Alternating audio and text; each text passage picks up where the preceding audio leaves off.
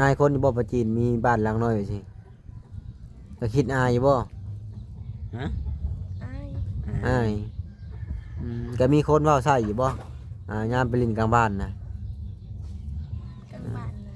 บ่ได้เว้าบ่มีบ่ได้ไปบ่ในเวลาหมู่คู่มาได้เพิ่นอยู่ใช้บัดนี่ การนั่งแถวนี้แหละ นั่งในเตียงนี้ นั่งแถวเตียงนะ ก็ค่อนข้างจะดนพอสมควรที่บ่ได้เดินทางกลับมาหาทางน้องเพิ่นเนาะซึ่งมันว่าเดินทางเข้ามาก็ยังคือเก่าพี่น้องเอ้ยก็บ่ได้เปลี่ยนบ่ได้แปลงพาเฮือนพาซานก็เบิ่งในพี่น้องพุ่นโอ้ยังคือเก่าเด้อพี่น้องเอ้ยนี่กับฮู้ว่าสิปลิวไปมื้อใดนี่แหละเอิ้นซานก็ได้นี่เสาก็ไปไผไปมันเลยห้องน้ำก็ผู้บ่มีหนหลังคาเนาะพี่น้องเนาะแต่ว่าเพิ่นใส่แล้วเนาะนี่เด้น้องเพิ่นก็นั่งอยู่นี่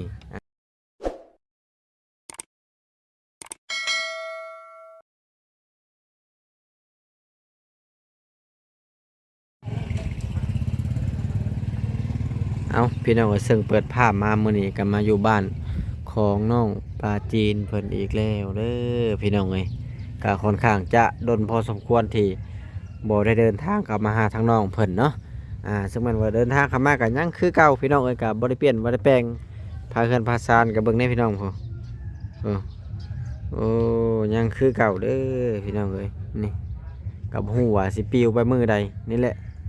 เอิ้นซานก็ได้นี่เสาก็ไปไผไปมันเลยห้องน้ำกับผู้บ่มีหนหลังคาเนาะพี่น้องเนาะแต่ว่าเพิ่นใส่แล้วเนาะนี่เด้น้องเพิ่นก็นั่งอยู่นี่สบายดีน้องปลาจีน สบายดี สวัสดีจีนสวัสดีอ้ายได้ไหม สบายดี ถ้าได้บอกน้องปะจีน บ่ได้ไปโรงเรียนบ่มื้อนี้ เป็นผัก พักเนื่องในโอกาสอีหยังน่ะ ปีใหม่ ปีใหม่หรือพักเรียน ผักปีใหม่ พักปีใหม่ชื่อบางเรียนยังบ่ทันพักบ่ ย่าง เดือนไหนน่ะพักเดือนหนึ่งบ่เท่าเรียนหนึ่งหั่นใด โดย แต่ว่าเซ็งแล้วบ่ วันที่12วันที่12เซ็งวันที่12แล้ววันที่ยังที่13บ่อืม เชิญได้ผักเฮียนอะไรไปเฮ็ดเวียกหยังนี่ มี ฮะ เพื่อนนะ อยู่ยันว่าไปทำงานยังบ่จักเลยบ่จักว่าสิไปเฮ็ดหยัง โดย กินข้าวเที่ยงกับยังมื้อนี้ ไม่ได้กินนะบ่ได้กินจังได๋จังว่าบ่กินนั่นน่ะ เขาหมดบ่ หืม ฮะ นอนนะ นอนไปใช้จังหวัดนอนอันน่ะนิดปีใหม่ โดย เขาดาวจักโมงนอนคืนนี่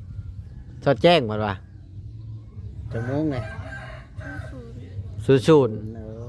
เออ ศูนย์จนบ่มีโมงเลยนอนน่ะ สุด นอนศูนย์โมงพี่น้องเอ้ย ๆเที่ยงคืน ศูนย์ยักเที่ยงบ่เที่ยงบ่จักแล้ว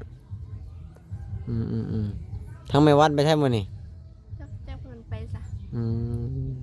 คิดว่าเพิ่นไปขุดกระปูมาฝากบ่เอ็นบ่เอ็นอยากกินจีกระปู ให้น้องปะจีนนี่คนไหนคุณเป็นอยู่บ่ เป็น เป็นคิดว่าคุณบ่เป็นเป็นเยอะเนาะ ขุดกระปูก็เป็นเนาะ ท่านพอได้ใช่ เอาไปเรียน เราบริยุทธ์บ่ บอ เทศกาลก็บ่ได้หยุดบ่พระจีน เราบไดหยุด ถ้าหยุดแต่กุจีนเนาะ โดย กุจีนเดือนใดน่ะฮะ เดือน2 เดือน2บ่แล้วก็ได้โบนัสบ่เราหยุดเวียกเดือน2นี่ได้แต่ข้าวต้มใหญ่ ได้ตึกกับตุ๊ก ข้าวต้มใหญ่บ่ มาฝากน้องปะจีนทื่นเนาะ ข้าวต้มให แม่ ญ่ นว่าน้องปะจีนทื่นว่ากระต้มใหญ่นะ โดย น้องปะจีนทื่นกระต้มใหญ่ เป็นจังได๋คือว่าได้ยินข่าวว่าสิเดินทางไปหาพ่อบ่ โดย เดือนได้น่ะ เดือนไหน ยังบ่ฮู้ ยังบ่ฮู้ ห้อย อืม สบายดีไปทางไหนนะ ไปดี โอ้ ได้วันเฮ็ดบัตรหรือบ่ เฮ็ดแล้วบัด ยัง ยังบ่เฮ็ด ไผสิพาไป อืม พระอาจารย์ พระอาจารย์เออเจ้ากับแม่ก็ไปนำบ่ ตัว อ๋อเดี๋ยวว่าไปแต่เจ้าคือสิบ่จักกับเพิ่นเนาะเคยเห็นอยู่บ่หน้าล่ะ เคย เราโทรมาอยู่บ่กูมื้อนี่บ่ได้โทรเราบ่ได้ฝากเงินมาให้ใช่บ่ ถามอยู่ เท่าไหร่เดือนละเท่าไหร่ บ่ได้ให้เดือน บ่ได้ให้เดือนแล้วแต่ โดย อ๋อ คือมื้อนี้ต่อกับพ่อได้บ่ได้คุยกันบ่เดี๋ยวนี้น่ะ บ่ อ๋อคือว่าฝากอายุจ้ะ คิดว่าอันนั้น ฮะ เราพางให้ดนเติบแล้วว่าแต่นั้นไป เอ้ยบ่ผิดละ ฮ่า เขาคิดแนวไหน โอ้ยนั่งปฏิเลยสรุปแล้วได้ติดต่อกับพ่อได้บ่ปัจจุบันนี่น่ะ บ่ อ่า แต่ไปอยู่แต่เพิ่นบ่เบิ่งบ่ตอบ บ่แม่นเพิ่นบ่ได้ลิ้นบ่หรือว่ามันขึ้นเขียวอยู่ Facebook น่ะ คืนน่ะ ขึ้นอยู่ เห็นเพิ่นออนแต่เพิ่นบ่เบิ่ง อืมเจ้าก็ได้บอกเพิ่นบ่ว่าสิได้ไปหาเพิ่นน่ะ บ่ได้บอก คือบ่บอกแล้วเบิ่งน่ะ โทรไปโลดมันจะติด คือบ่โทรไป ยันบ่ฮับ ยันมา ว่าขอโทษแล้วนั่นบ่เสียหายดอก เจ้าอย่าเผาย่านกว่าที่ถึงระลับได้ฉัน ยายวันมาได้นี่น่ะ มาแต่อามุกปลา หมกไข่มดแดง โอ้คิดว่า มาแต่เพื่อนน่ะเด็กก็จะกินเลี้ยงหมกนั่นมื้อกินไหมหรือคืน ไปกินเลี้ยงไก่เจ้าอะไร ไปหรือคืนก็นอนอยู่พูด โอ้เขาเลยมอบรางวัลพิเศษให้ไข่บุแดง แมวหยังแท้นี่น่ะแมวกินเลย บ่ใช่ให้แมวกินนะ ลูกมันอันนี้น่ะ เล่นยังบ่นี้กระพุ้นยังไม่ตกห้ำ มีแต่แม่มัน มีแต่แม่ มันบ่แม่นลูกมัน เดี๋ยวมาเห็ดให้ได้กินนะลาบ มาสุก เอามาสุก สูตรน้องประจีนกินน้องประจีนจะกินไข่บุแดงเป็นอยู่ปะ เป็น เนาะ เป็นน่ะประจินจะเป็นหินดัด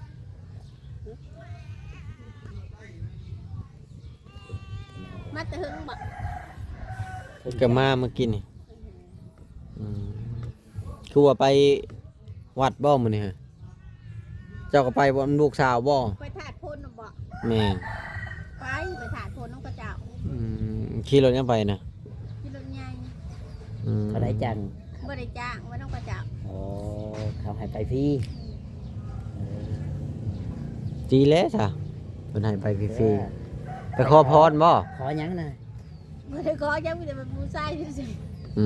ม ยันว่าไปขอพรให้จะน้องประจีนน้องประจีนก็ไปป่ะ ๆน้องประจินก็ไป น้องประจีนขอหยังเลยไม่ได้ขอหยังคือกันยันว่าขอให้เจอหน้าพ่อไวๆโมเมนต์บ่ ขอให้ถึกเลขถึกเบอร์เลยเนาะ อยู่ดีมีแฮง ขอให้เฮงให้รวยแหละอยู่ดีไม่แห้งและปีใหม่มาเนาะอืม ลูกสาวก็ใหญ่เลยเด้ ใหญ่ เดี๋ยวก็ได้ลูกเขยแล้ว ก็จะได้ลูกเคยก็สิเคินเจ้ามาแล้วแหละ เชิญมาอีก มาแล้วว่ะ โอ้มากับมาฉันบ่เชิญมาบ่เอ็นนะ ว่าเอ็นเองเซินแล้วว่าเอ็น ประเสริญกับบ่มาแล้วเนาะเชิญแต่บ่จอยก็บ่มากันแล้ว เซินหมดเลย อ๋อแม่นนะพ่อน้องประจีน บ่ แม่นอยากน้องเพิ่นพี่น้อยอืม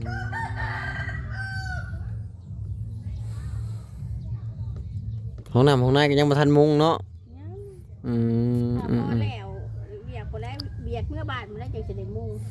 คันบัดสิก็ดีคือกันมันยังได้เบิ่งดาวไปนำ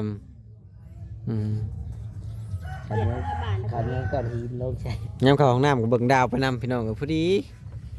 แบบ ดาวเป็นดำ แม่แบบเบิ่งดาวนอนเบิ่งดาว อันน้องประจีนก็ยังบ่ได้เปลี่ยนยังคือเก่าพี่น้อง คือเก่าเนาะ ทุกอย่างคือเก่าหมด จักสิว่าจังได๋ ยังบ่แปลงพี่น้อง ถ้าเฮา จานข้างหลังก็จะว่าเพไปหมดเอาจ้ะ กระจายข้างหลัง เก่าคือทางนั้นแหละ โอ้ ทางขา ทางเฮากับพยายามสิช่วยน้อง อืม แต่ก็บ่มีผู้หลักผู้ใหญ่ช่วย พ่อมันก็มันสิสั่งซ้อมมาเด็บลูกกระถมเนี่ยค่ะ อืมบ่กระท่อมทุกคนบ่ ให้น้องไปจีนไปนอนคุณบ่ นั่นผลแล้วสั่งมาทั้ง6เสาคนมาให้เงินไหนแล้ว โอ้น้องไปจีน เรียบร้อยแล้ว ชาวดินบ่ เสาดิน เฮ็ดช่องสั้นบ่ อืม จันเดียวแล้วเห็นเป็นสองสัน อืม น้องไปจีนสิได้บ้านแล้ว อืมอืม กองดินทราย อืมพอดี 6เสา ตัวหน้าตัวน้อยน้องไปกินได้เงินก็จังเฮ็ดเฮือนใหญ่อยู่หน้าบ้านพี่สิมาขึ้นอยู่บ้านใหม่น้องปลาจีนเนาะ ประเด็นแล้วแรกว่าคืนวันไว้หนอง สิเชิญอยู่บ่น้องไปจีน เซินเซินหนองหนองประเด็นยังเซินแล้ว เฮาก็บ่ได้เข้ามาหาน้องไปจีน แต่ลิงเนาะ จนน้องไปจีนจำบ่ได้จะหึงบ่หึงแม่นว่าน้องไปจีน จำได้ จำได้เด้โอ้คิดว่าจำบ่ได้ แม่นกระโดดแล้วมันเข้ามามันก็บ่มีแนวช่วยเหลือน้องเพิ่นก็บ่ฮู้ว่าสิเข้ามาจังใด บ่กล้าเข้ามาเนาะ นี่ เข้ามาก็บ่มีหยังให้น้องเพิ่นก็เลย กระยา แบบเฮาก็เลยบ่กล้า แล้ว สิให้เข้ามาบ่มีหยังก็เข้ามาได้บ่ ก็ไม่ได้บ่มีหยังก็ได้ มาเยี่ยมมายามกันเนาะ เมื่อเหยียบมายำคือเก่ากันได้แล้ววะ อืม มันจะไปลำไปเลยจะบอก บ่แล้วไปสิไปเลย ไก่ไผนี่คืองามแท้นี่ ใครก็เจ้าแท้นี่ ได้ตีแล้วนี่ฮะเบิ่งแต่สีนี่เนาะบ่จอย นี่ ไก่พ่อเมียอะไรเนี่ย ไก่เจียไก่เจียเขาเลย เยียนะแม่ เจีย แม่นแล้วนี่เบิ่งแต่ไก่นี่ น้องจินเลี้ยงไก่จักโตแล้ว บ่ได้เลี้ยง บ่ได้เลี้ยงเลย เป็ดและเป็ดสื่อแหละ จักโตได้เป็นนะ เป็ดตัวเดียว ว้า เป็ดผู้ฮะ อืม ซื้อเฮ็ดหยังอะน่ะ ซื้อก็ซื้อเป็ดผู้ตัวเดียว สื่อว่าชิต้มและ ต้มเป็นหยังอะน่ะปีใหม่ อืม อืม หรือบอกแอนสิเอาบอกสิใหายนี่ บ่เอารถได้ ฮะ บ่ เอา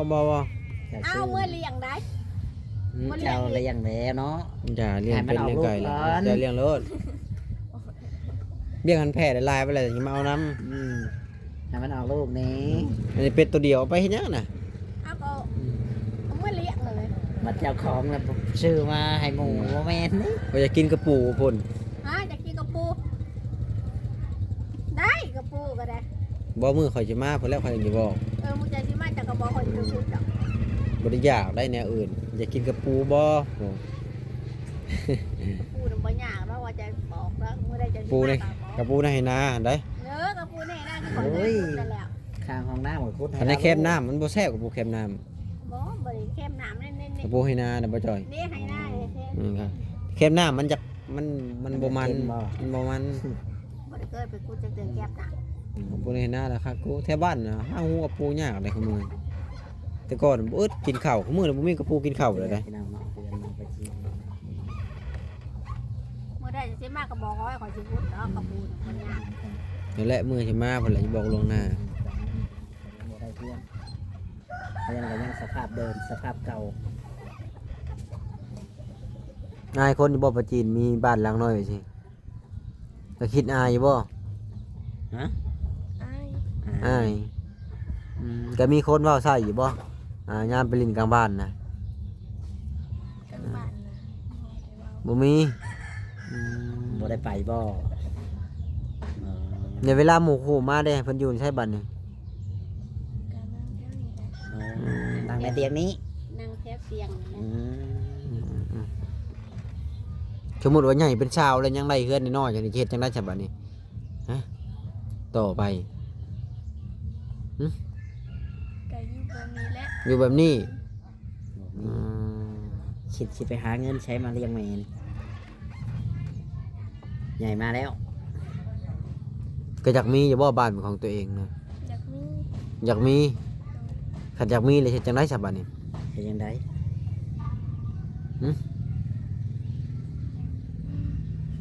อย่าแหนไปทางนี้นะตอบมาแล้วนะ ก็เว้าเลยเฮ็ดได้ใดเออ อืม เฮ็ดจังได๋ จะหาเงินหาค่ำแล้วว่าโอ้ย อืม เอาจากโรงงานคือ บ้านคือเมืองปัญหานั่นแหล้วก็บอกกันแล้วว่า สิไปทำงานเมืองไทยบ่ไปบ่เป็นหยังบ่อยากไปอยู่ทำงานในบ้านนี้ โดย เออทำงานในบ้านพอได้เลี้ยงแม่เนาะ บ่อยากรู้จักเพิ่น อย่างนี้จะแม่ กินฮอดยายวันบ่ โดย อืมนี่แหละนะพี่น้องเนาะเลยทานบ้านช่องกันยังคือเก่าคือเดิมแต่ว่ามันตอบแดดพี่น้องเอ้ยอยู่ที่นี่มันตอบแดด คนบ่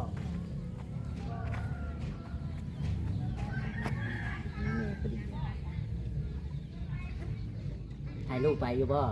ฮะ สมมติว่าลูกจะไปทำงานให้ไปอยู่บ่ อยากไปก็ไปแล้วแหละบริหารนะ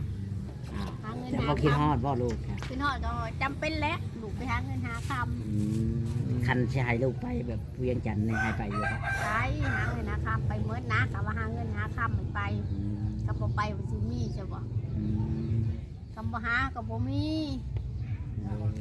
น้องไปจีนได้สิไปอยู่บ่เวียงจันทน์ ไป ไป ไปกรุงเทพแหละมันยังเงินหลาย เราก็บ่ไปบางที ไปเวียงจันทน์มันเงินบ่หลายมันไปนำบ่เจ้าลูก คิดในใจว่าสิเฮ็ดเวียงหยังคันใหญ่มาเลยอยากเฮ็ดเวียงหยังในตอนนี้หั่นนะความคิดของเจ้าน่ะ จักเพิ่นมา ถึงจะโรงงานคัน หรือเสิร์ฟ เสิร์ฟ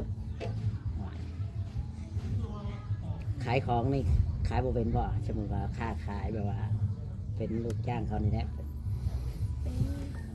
ขายได้อยู่เนาะ โดย อืมเป็นพี่น้องเลยถ้าว่าอยากค้าขายอยากท่านถ้าว่าใหญ่กว่านี้เนาะ โดย อืมตอนนี้ยังจังแม่บ่ได้ให้ยังกินเอาแม่อุ้ย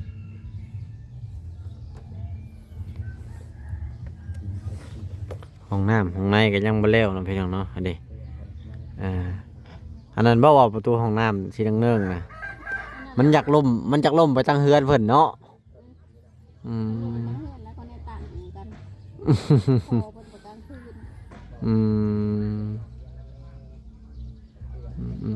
อันนี้บ่ว่าปีเป็ดตัวหนึ่งอันนี้ พูดอยู่แล้วคนคอยซื้อ คือป้าว่าอยู่เฮือนเพิ่นซะ เอาคอยซื้ออยู่คนก็ป้ายอยู่คนยัง อืม ไม่เอามา เขา พี่ บอก น้อง เดี๋ยวมาตก